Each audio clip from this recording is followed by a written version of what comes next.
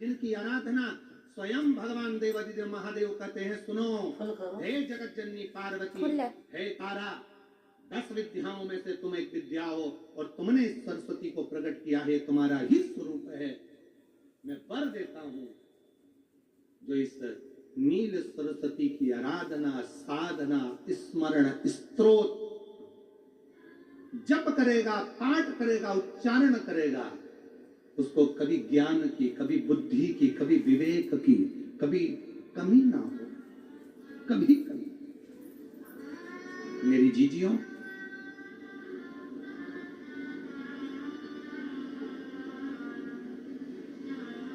आपने कभी सुना होगा कि शिव जी को एक पुष्प बड़ा प्रिय है।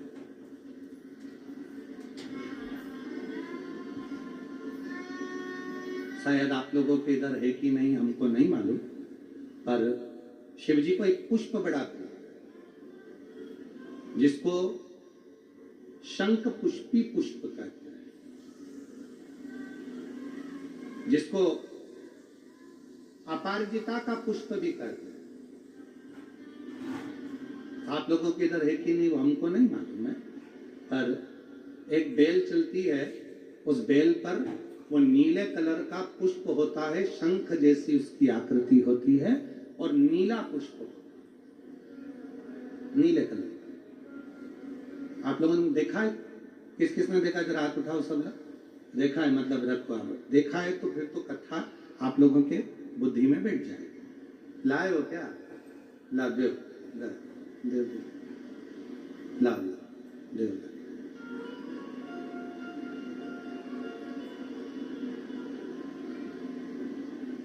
हाँ लिया लिया, आ जाओ।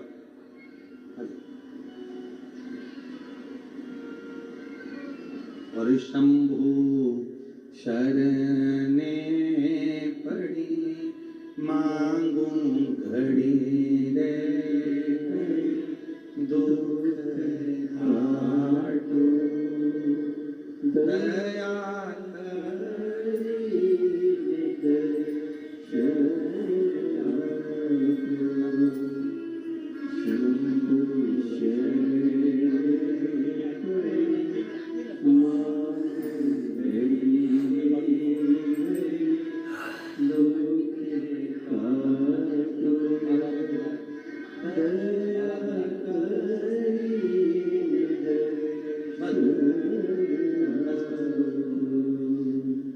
कैसा नीला कलर का पुष्प होता है। देखो छोटा है थोड़ा हमारे हाथ में, ये फूल का बेटा है, ठीक है, पूरा फूल नहीं है, ठीक है, फूल का बेटा है, छोटा सा। अच्छा दिख रहा है? काय आस्था वाला दिखाओ तो सही, दिखाओ जरा बाजू में, और थोड़ा सा पास कर दो तो सबको नजर आ जाएगा। ठीक क्या? शंख पुष्प, अपारिजात भी बोला जाता है, ठीक है। हर हर विराजो विराज। महादेव को, भगवान शंकर को बड़ा प्रिय है। अब किसी से पूछा जाए, आप कह रहे हो कि शंकर भगवान को ये नीला फूल, ये शंख पुष्पी भगवान शिव को इतनी प्रिय क्यों है, भगवान शिव को इतनी प्रियता क्यों है, कोई से पूछो तो वो बताए क्या ना बताए, पर सुमहापुराण का संवाद कंठ में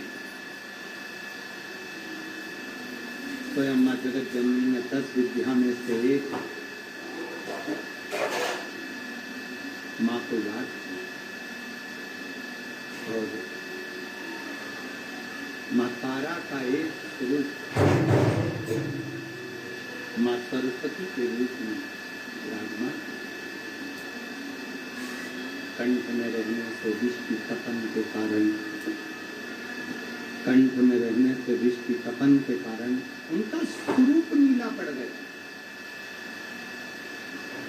और जब उनका स्वरूप नीला पड़ गया तो भगवान देवादिदेव महादेव ने कहा, सुनो पार्वती, संसार में लोग, भूमंडल में रहने वाला यदि कोई भी मानव जिसकी विवेकता, बुद्धि, विचार, सोच, ज्ञान थोड़ा सा भी अगर उसमें कम है तो वो नील सरस्वती का यदि आवाहन करे, माँ नील सरस्वती स्तोत्र का पाठ करे, माँ नील सरस्वती की स्मरण करे, तो उसकी विवेक, उसकी बुद्धि तीव्र होती है, श्रेष्ठ होती है। और सुनो पार्वती, यदि मान लो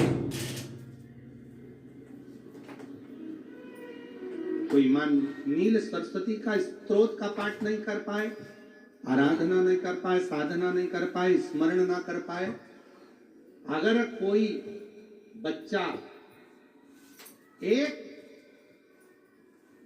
शंख पुष्पी पुष्प को समर्पित कर कर जलाधारी पर और एक लोटा जल यदि वो समर्पित करता है और उस जल का आचमन कोई बच्चा नित्य प्रति करता है, तो वो बच्चा धीरे धीरे विद्वत्ता धारण करता ही जाता है। जो याद करता है वो भूलता नहीं।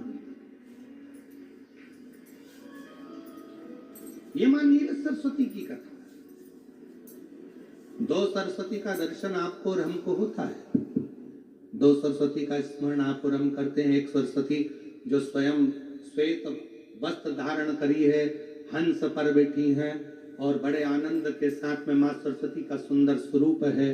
पर एक सरस्वती ऐसी हैं जो नीला उनका स्वरूप है और नील सरस्वती के रूप में उनकी पूजन होती है। मां नील सरस्वती। महाराज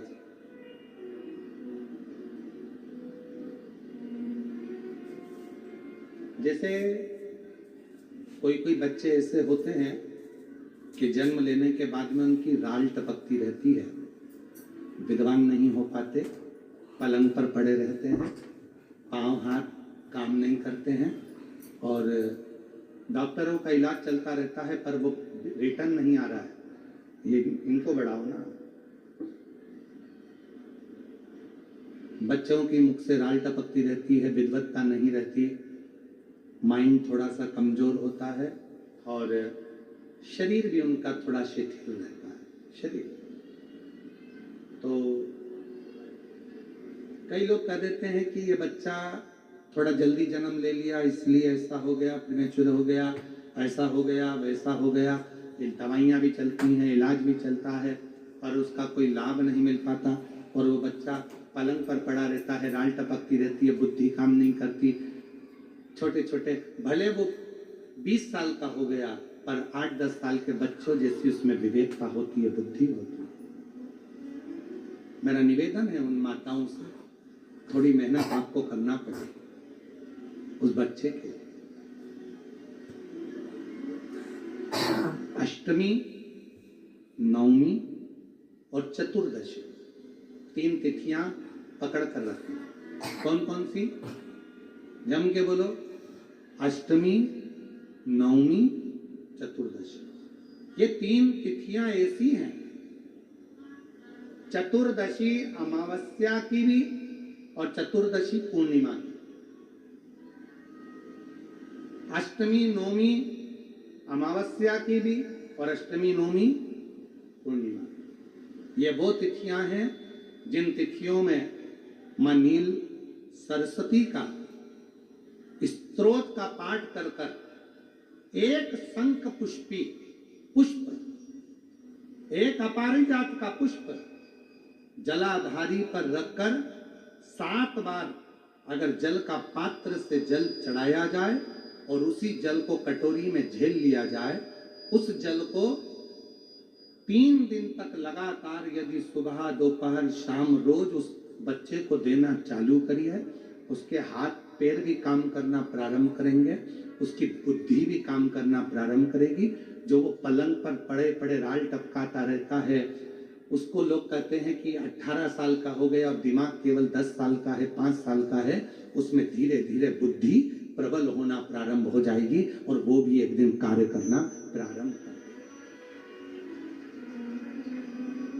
जिसको प्रीमेच्योर बच्चे भी कहते हैं। लोग कहते हैं ये बच्चा जल्दी हो गया था, ये बच्चा बीमार पड़ गया था, बचपन में इसको कोई इंजेक्शन ऐसा लग गया था, बचपन में ऐसा हो गया था, बचपन में वैसा हो गया था। गर्भाशय का जल उसके मुख में चले गया था, तो ये बच्चे की ऐसी गति हो रही है। उस बच्चे के लिए अगर आपके आसपास के क्षेत्र में भी कोई बच्चा ऐसा है तो उसको माँ नील सरस्वती का स्मरण जरूर करें। और अगर आप लोगों के पास में माँ नील सरस्वती का स्त्रोत का पाठ ना मिले तो प्रयास करिएगा, मोबाइल पर सर्च कर माँ नील सरस्वती का स्त्रोत भी निकाल सकते हो। बाजार में से गीता प्रेस गोरखपुर की किताब में भी ला सकते हो, पढ़ भी सकते हो, घर में उसका स्त्रोत का पाठ भी कर सकते हो। माँ नील सरस्वती स्त्रोत का स्मरण और बड़े भाव के साथ करें स्मरण। और कोई माताएं कह देती हैं, कोई बच्चा कह देता है मम्मी मुझे याद नहीं होता, याद करता हूँ परीक्षा हॉल में जाकर भूल जाता हूँ, मैं कुछ पढ़ता हूँ बाद में जाके भूल जाता हूँ, स्मरण में नहीं रहता। तो उनसे भी निवेदन है, आप माँ नील पाठ नहीं पढ़ सकते, स्तोत्र नहीं कर सकते, संस्कृत में नहीं पढ़ सकते, तो माँ नील सरस्वती के नाम से अष्टमी, नवमी और चतुर्दशी के दिन एक शंख पुष्प की पुष्प को, नीला कलर का जो फूल होता है बेल में लगा होता है, जो शिव जी को अति प्रिय होता है, उस पुष्प को आप जलाधारी पर रख दीजिए। जलाधारी जानते हो ना सब लोग, शिवलिंग पर नहीं, जलाधारी पर रख दीजिए और जल चढ़ाना 7 बार प्रारंभ करिए। बाबा देव अधिदेव महादेव आपको याददाश्तता में प्रवर करेगा। परीक्षा हॉल में जितना तुम याद कर कर गए हो, अच्छी मेहनत कर कर गए हो, तो भूलोगे नहीं, तुम्हारी बुद्धि तीव्र होती चली जाए, प्रबल होती चली।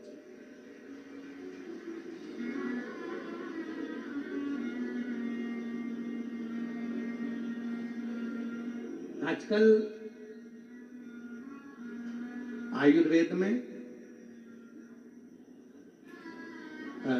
आप लोग अगर आयुर्वेदिक दवाइयां लेते होंगे, आयुर्वेद वालों के पास यदि जाते होंगे